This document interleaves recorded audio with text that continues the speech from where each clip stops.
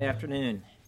Let me start with just a couple of announcements. First of all, I wanted to provide you with a rundown on the Service Academy graduation and commencement speakers.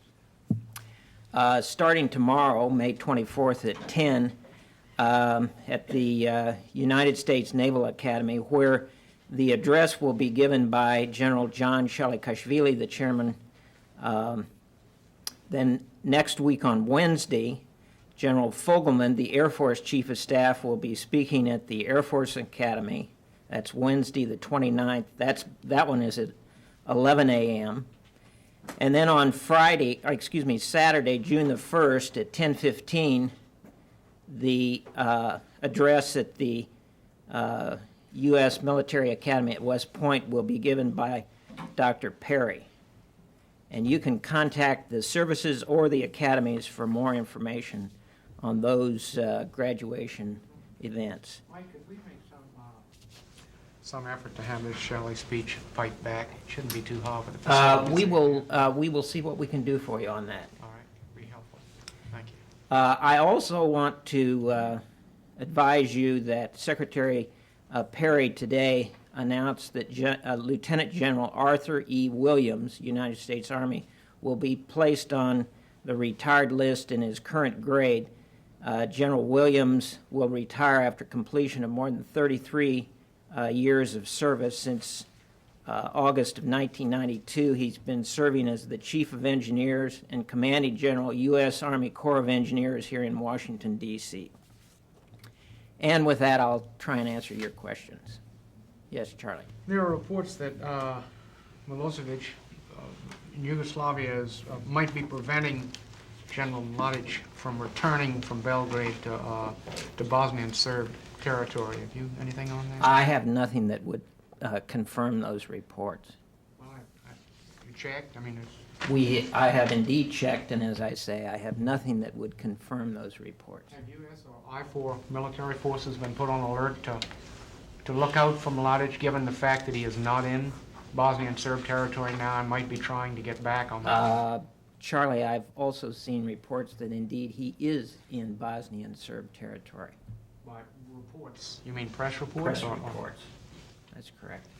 Well, the question, has the military been alerted to be on the lookout for him in case he is trying Well, to... as you know, Charlie, the military has, the I-4 troops have always been aware of the fact that he is wanted by the War Crimes Tribunal, and they have been on the lookout for him, but they do not have any kind of a concerted effort underway to search for him. Yes. French news agency. What is the situation of American citizens in Central Africa today? Well, I think that a lot of you have seen the reporting that the situation in the Central African Republic continues to deteriorate. There's factional fighting, which is continuing, widespread looting, burning of the commercial area. However, at this point, Westerners, it appears, are not the target of any of this activity, although there is a concern that they may be caught in the crossfire. The United States has deployed Marines to assist the U.S. Embassy. We have also, with the assistance of the French, been taking some U.S. citizens and some others out of the capital city, and our plan is to continue doing that as long as there are American citizens who want to depart. At the beginning of this situation, there were about 250 some U.S. citizens in the country. Right now, I believe that the number is about 184. We've taken 68 Americans out of the country. There's still 8 embassy employees remaining on duty at the embassy, and another 2 embassy employees who are out at the airport helping with the processing and working very closely with the French, who are providing some assistance in moving citizens and Westerners in general to the airport area where they can be flown out. Any change in the numbers of Americans involved? Mike, they were 32. That number, as far as I know, remains the same. Yes, Jane. Can you tell us whether or not there's been any official determination made as to whether Admiral Borda was in fact entitled to wear this Combat V device on his ribbons?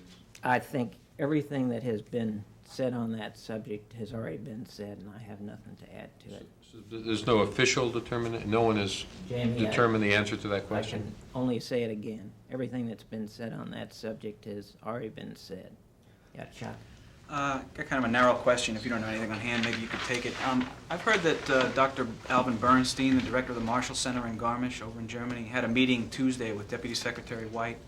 And then Dr. Perry had a meeting yesterday at which the topic of discussion, or one of the topics, was the Marshall Center, although I don't know if Bernstein was at that one. Could you possibly offer any light on what I do they know discussed? that, I don't know about the second meeting. I do know that Dr. White has met with Dr. Bernstein. The normal procedure is Dr. Bernstein visits Washington several times a year, and he normally schedules meetings with Dr. White, sometimes with Dr. Perry, to update both on the status of activities at the Marshall Center. As you know, Dr. Perry has very great interest in the Marshall Center and in the activities that they're doing over there with regard to the instruction they're giving to military and civilian officials who are in defense-related jobs in countries from the former Warsaw Pact. Dr. Perry, I believe, is slated to attend a graduation ceremony in the next few weeks at the Marshall Center, as he's done in the past. And this meeting on Tuesday with Dr. White, which was a very brief meeting because of some schedule conflicts, was essentially another one of those updates since Dr. Bernstein was in town. No indications there was anything other than routine? Just, yes, and as I say, he comes to town occasionally, and this is an opportunity for Dr. White to get an update on the kinds of things that are going on there. Thanks. Yeah. Speaking of things that are going on there, is Secretary Perry or Dr. White concerned about the reports in Stars and Stripes that there's been financial mismanagement? I am not aware of any concerns that they've expressed based on those reports, but frankly, I have not been involved in any meetings on that subject that would provide that kind of input. That wasn't mentioned at the meeting? As far as I know, it did not come up at the meeting. Can you tell us what the status of the, has the Pentagon yet sent a recommendation to the White House about the next Chief of Naval Operations? Jamie, when the Secretary has made his decision, he will privately convey a recommendation to the President, and I would anticipate that once the President has made a decision on the selection of the next Chief of Naval Operations, that there would be an announcement from the White House. Well, I'm not asking who the next Chief of Naval Operations will be. I'm just asking where in the process are we? Has the Pentagon forwarded that nomination to the White House, and are we waiting for the White House, or has it not gone over yet? I think I just answered your question. Yeah, Charlie. I think that's two you haven't answered. So. And going back to Jamie's earlier question on the V, Admiral Borda, you said that you think everything is said on that is going to be said. Right. You didn't indicate whether any decision had been made. Will a formal finding be made on that, or is a subject closed as far as the process? I think I can only say it one more time. Everything that has been said on that subject has already been said. Everything that has been said and will be said? You're not answering the I question. am not, you're not answering I am the not question. going to take that one step further. Well, Mike, Well, I- with all due respect, there's a debate raging about this, and we're not asking you to settle the debate. We're just asking simply if there's going to be an official finding or not. That's really a yes or no question. Could you take that question, perhaps get back to us of whether or not the Pentagon will have any sort of official statement on this issue, which continues to be debated in the public and the press? I think, Jamie, that you asked that question on Tuesday, and Ken dealt with the question, and I am dealing with it the same way. Well, the question hasn't been dealt with, it's been put aside and not been answered. Yes. Any comment about the asylum of the North Korean pilot and the intrusion of the gunboats? I don't really have any comment other than to just be able to reiterate that indeed there was a defection that took place earlier today. That the report that I have is that everything that was done there on the part of the aviators in the Republic of South Korea was done in accordance with the textbook, and I think he's already appeared on television. I certainly can't add anything to what is being reported from the scene of the activity.